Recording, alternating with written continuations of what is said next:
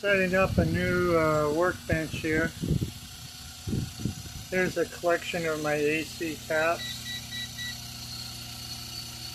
I have twice as many as this. And I got a bunch of transformers up here. I'm going to try out. Here's my scat power inverter. Here's a boost converter. Here's a buck converter. This reduces voltage, this raises it. I can go up to 90 volts with this. So here we go. I got a all-time world record. It's only drawing 20 milliamps at 120 volts. And this is with a 2 and a 1 and a 0.5. So 3.5 UF or MFD, microfarads, whatever you want to call it. There it is. That's 2. Let's go like when I do a 2 UF. I'll take this off. So now it's just running on 2. Goes up to 90 milliamps. Put it back on. Add the 1.5 UF. And it's down to 2. It's pretty good. This motor has ceramic bearings in it. It's a 1/3 horsepower Marathon. I had a motor like this, I don't know, 10 years ago, and it would accelerate and run away. It wouldn't latch, it would just keep going faster and faster. So I bought a couple more of these, and this one doesn't do that, but it certainly has low draw. Here's a DC power supply for a computer. This one goes to 12 volts from 120. I was going to try this as a transformer to feed an inverter coming off the run cap phase. And this one goes to 19. These are real common. You can find these in thrift stores all the time. They always seem to go to 19 volts DC. And I got that one. This one goes to 20 though. And these have DC, so they're rectified. Here's my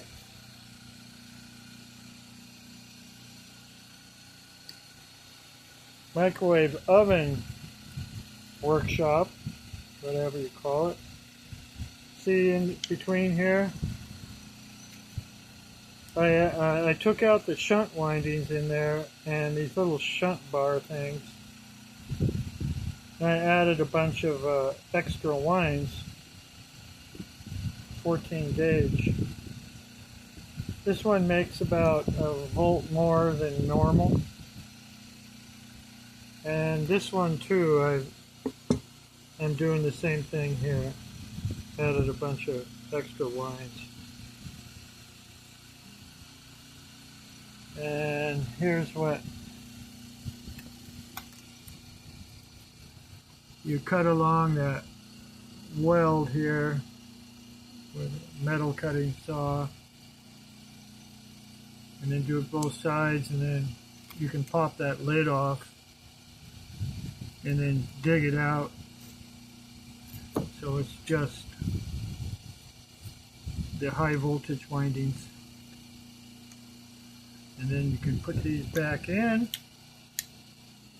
and you can see the space here, how much room I'll have to put in extra windings.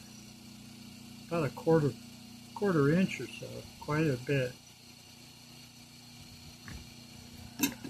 When you work with these, there'll be a a really thin wire coming off the high voltage, and it's usually soldered or something to the case. And be very careful with that. And so you don't want to break it off. So this is the high voltage, this is the low voltage. These are like 120 ohms. These are, I don't know what they are. And this one has copper wire, or yeah, maybe it's aluminum. This one's aluminum for sure. Can't solder it. I need to get the little wire taps or something. I bought this off eBay a couple weeks ago. It's really cheap. This is called a line reactor, three-phase line reactor. So I like to make those B-I-T-T transformers out of these. And you take off this top bar, and there'll be little spacers up here because they need an air gap, because these are supposed to filter out the spikes and stuff. They aren't actually three-phase transformers, but you can make them. You take them apart, get the air space out of there, the air gap, and then put the bar back on. Make sure the surface is really smooth. Maybe put a clamp on it. Now you have a three-phase transformer. So once this bar is off, you can like wind a coil on a piece of plastic or something that'll fit right over. So it's kind of easy to rewind if you want to. So what else is there? I guess that's about it. We got a bunch of resistors, do load testing. And I'm kind of psyched. I got these drawings. If anybody goes to EVGray, EVGRAY, at groups.io/. That's the discussion group I'm the so-called owner of and the moderator and stuff. And Hector has been posting some really great drawings and circuits for the rotovertor, how to extract power with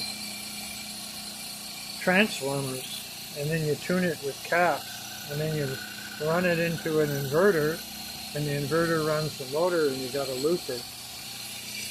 So I have maybe 10 transformers ready to go, and I'll be doing that maybe tomorrow.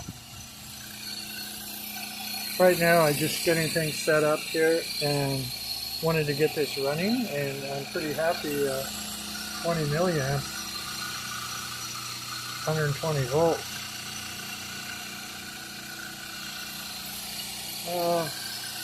Let's look at the torque. I'm going to just kind of grab this shaft and squeezing it.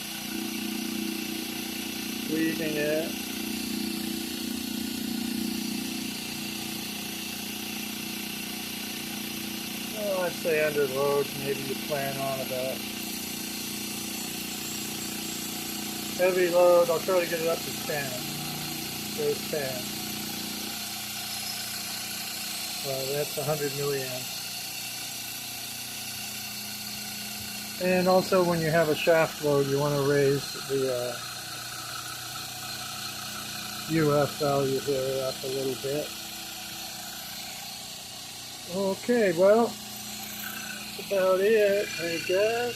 And there's going to be good things coming, I think. This is nice here.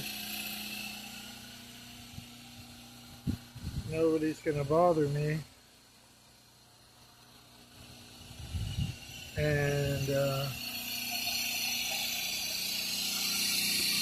I got the sun at my back.